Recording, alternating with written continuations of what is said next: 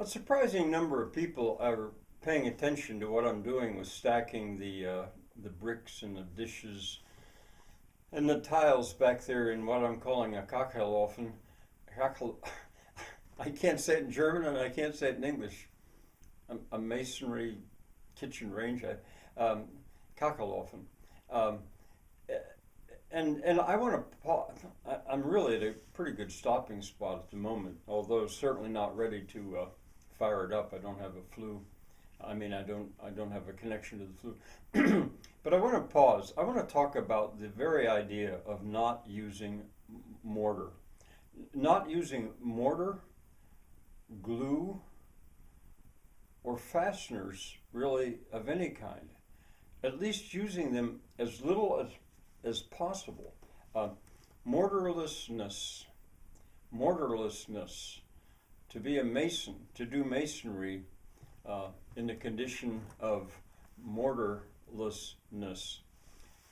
If you've watched this, you've seen how easily I've been able to fix mistakes, adjust stuff, go back. Now it's taken time, but it's been a pleasure too. And one of the things, I harp on this all the time. I'm the same way in carpentry. I use as few fasteners as possible. I prefer nails to screws. I don't.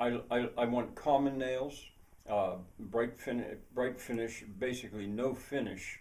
If they're galvanized or ring shank or spiral shank, you can't pull them very easily at all. So, and a lot of times when I drive a nail, the normal thing I'll do is I'll leave the head up a little bit so that I can get on it with a wrecking bar and pull that nail out easily without having to use a cat's paw. I don't know if you know that tool that you drive in and you can chew into the wood to get the head of the nail and pull it out. Uh, and I think it's the right way to be. And I do harp on it. But I'll try to, to some extent, stick to masonry at the moment. Mortar, as we know it now, is the product of fossil fuels. It's diesel fuel or coal, probably coal. I doubt if it's natural, it might be natural gas. Uh, it's basically limestone or some kind of stone that's been heated white hot, really, and then all the water out of it, and then when water is mixed with it, it takes that water back in and gets hard. And you know, mud, just plain old mud, would fill in gaps just fine. I could use mud to seal anything I want in my work there.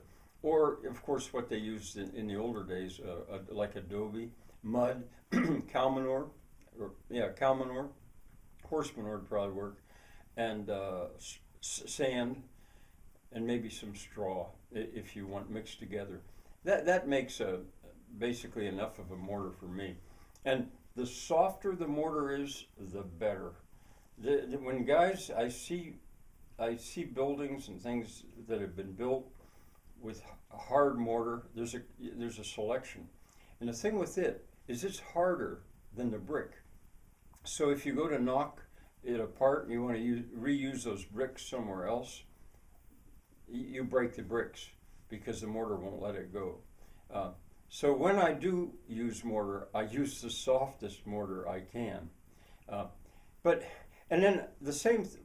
Concrete is kind of another matter, in that there are alternatives to concrete, but basically not in the modern world as we know it. But concrete is right up there with the three most damaging industries to the environment: air travel, concrete, and nitrogen fertilizer. Those three are right up there at the very top of the most consuming of fossil fuels and the most producing of carbon dioxide and greenhouse gases. And really, there's the problem is people think they should live in cities, or somehow they've got this idea that living in a city is the way to be. Well, if you didn't live in a city, you really wouldn't need mortar. You certainly wouldn't need air travel. And as far as the fertilizer is concerned, you don't need it either. And eventually, it's going to be going away. So, you know, it might not be that bad to get ahead of the curve and learn how to live without nitrogen fertilizer.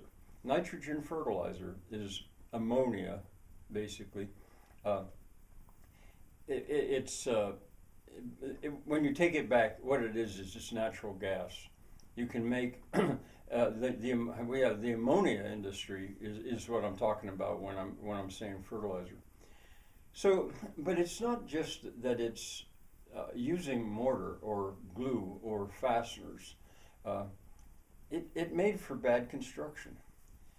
It made for bad work. If you've got glue that's so strong that the wood will break before the glue will, well, it opens up the possibility of building all kinds of things which you couldn't build otherwise, but you probably shouldn't build otherwise.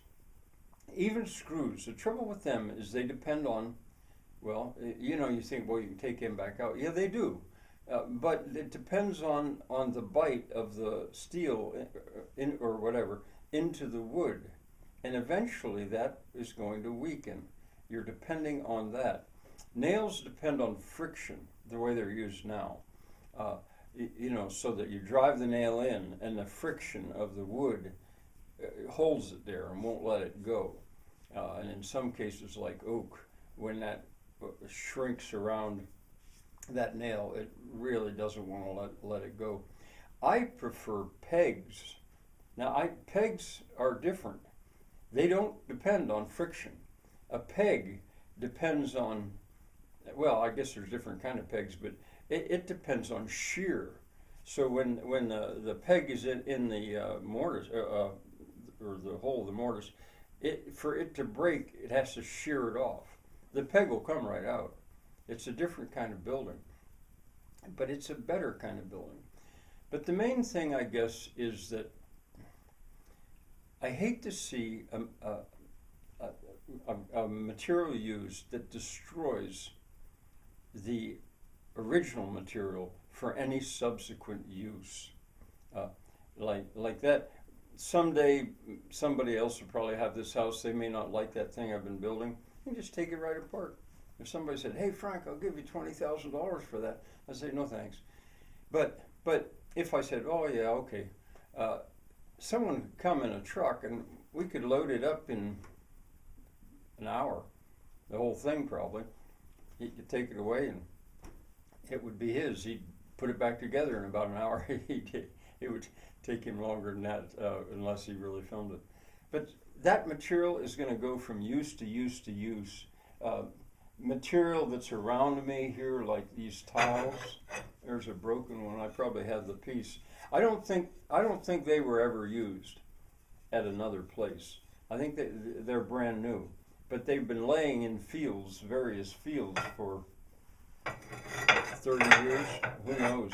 But it doesn't matter. It's masonry. It'll last thousands of years, and as long as it's not used with mortar that